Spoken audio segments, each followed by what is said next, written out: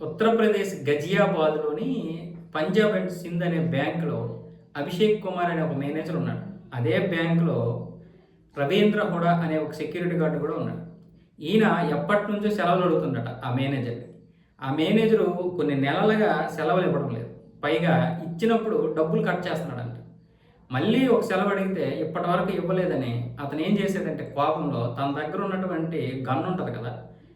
ప్రభుత్వం లైసెన్స్‌తో ఇచ్చినటువంటి గన్ను ఆ బ్యాంక్‌ని కాపాడడానికి. ఆ గన్నుతోటే లోపలికి వెళ్లి కాల్చి పడేసాడు. అతనికి ఇంకొక స్నేహితుడు కూడా సహకరించాడు ఈ సెక్యూరిటీ గార్డ్‌కి. మొత్తానికి మేనేజర్‌ని అక్కడికక్కడే చంపేశాడు. అయితే అక్కడ ఉన్నటువంటి సిబ్బంది వెంటనే ఆసుపత్రికి తీసుకెళ్లారు. కానీ అప్పటికే మృతి చెందాడని డాక్టర్లు చెప్పేశారంట. పోలీసులు వచ్చినంత వరకు అక్కడే ఉన్నాడు. తర్వాత అరెస్ట్ అయిపోయాడు. అరెస్ట్ చేసి తీసుకొని వెళ్ళిపోయారు. నేనే చంపేశానని చెప్పేశాడు. ఎందుకంటే సెలవులు ఇవ్వడు, ఏమి ఇవ్వడు, డబ్బులు కట్ చేస్తాడు, ఇష్టం వచ్చినట్లుగా బిహేవ్ చేస్తాడన్న విధంగా ఆరోపిస్తున్నాడు. అతను ఒక మాజీ ఆర్మీ. అంటే మామూలుగా 15 సంవత్సరాలు అయిన తర్వాత రిటైర్మెంట్ అయిపోయిన తర్వాత వాళ్ళకి రిజర్వేషన్‌తో ఇలాంటి జాబ్‌లు వస్తుంటాయి. సో, ఆ విధంగా ఈ జాబ్ వచ్చింది. మరి కాల్చేసాడు. ఒక మనిషినే చంపేసాడంటే మనసులో ఎంత కోపం ఉండుంటది. నేను ఆ విషయం చంపడాన్ని నేను ప్రోత్సహించను. కానీ ఒక వ్యక్తి ఇలాంటివి చేస్తున్నాడంటే దాని వెనక ఎంత మానసిక సంఘర్షణ ఉంటుందో ఆలోచించండి. రూల్స్ ప్రకారం అతనికి ఇవ్వాల్సినటువంటి సెలవులు అతనికి ఇచ్చేయాలి. అతనికి రావాల్సినటువంటి డబ్బులు అతనికి ఇచ్చేయాలి.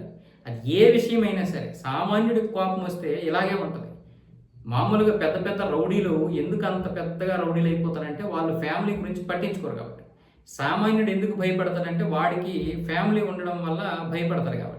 అందుకు అందరికీ భయపడతాడు. వాడు కూడా ఫ్యామిలీని పక్కన పెట్టాడు అనుకోండి, ఇంకా వాడికంటే రౌడీ ఎవడుంటాడు? అయితే చంపు, లేదంటే చావు. ఇదే కదా! ఇప్పుడు మనము ఫ్యామిలీ గనక పక్కన పెడితే ఎవడికి భయపడతాం చెప్పండి?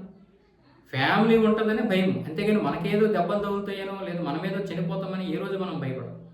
సామాన్యుడి పరిస్థితి ఈ దేశంలో అంతే. ప్రతి దానికి పోరాటం చేయాల్సి వస్తే, ఒక సెలవుకి పోరాటం అయితే, ఒక జీతానికి పోరాటం అయితే, ఒక్కడు చాలామంది పెద్ద పెద్ద ఈ బడాబాబులు, ఈ ఓనర్స్ 10వ తారీఖు శాలరీ ఇవ్వరు. మన దగ్గర 100 కంపెనీలకి ఒక్క కంపెనీ మాత్రమే 1వ తారీఖు శాలరీ ఇస్తుంది. 10 కంపెనీలు మాత్రమే 10వ తారీఖు శాలరీ ఇస్తాయి. మిగతా కంపెనీలు 10వ తారీఖు అని చెప్పి 11, 12, 13, 14 అయితే ప్రతి నెల ఒక వర్కరు ఈ జీతం పడుతుందా? ఈ నెల జీతం పడ్డదా? 10వ తారీఖు వస్తుందా చూస్తాడు. 10వ తారీఖు వచ్చిన తర్వాత ఈ నెల పడుతుందా? మేనేజర్కి ఫోన్ చేయడం, లేకపోతే ఇంకా దానికి సంబంధించిన అకౌంటెంట్లకు చేయడం. ఈ రోజు కాదా, రేపు కాదా, ఎల్లుండి ఏంటి దరిద్రం? మనం ఆల్రెడీ పని చేసాం నెల రోజులు. చేసిన తర్వాత మనకి ఇచ్చేయాలి. మనం అప్పుడే 10 రోజులు అయిన తర్వాత కూడా ఇవ్వకపోతే ఎట్లా? ఇంకా దౌర్భాగ్యం ఏంటంటే గవర్నమెంట్ కూడా ఈ ఉద్యోగులకి చాలా వరకు డబ్బులు ఆపేస్తుంది. గవర్నమెంట్లు అలాగే ఉన్నాయి, ప్రైవేట్లు అలాగే ఉన్నాయి. కొన్ని గవర్నమెంట్ వాళ్ళంటే ఎంతో కొంత తట్టుకోగలుగుతారు. వాళ్ళకి ఎవరైనా అప్పైనా ఇస్తారు, ఎందుకంటే తీర్చుకోగలరని. మనం ఎక్కడ అప్పులు తెస్తాము? ఎంత దౌర్భాగ్యం అంటే ఇక్కడ ఉన్నటువంటి బడాబాబులు, ఈ వ్యాపారవేత్తలు అందరూ చండాలమైనటువంటి వారు కొంతమంది ఉన్నారు. అందరు కాకపోయినా కొంతమంది ఉన్నారు. ఆ వెధవలు మారాలంటే ఒక్కొక్కసారి ట్రీట్మెంట్ ఇలా ఉండాలి.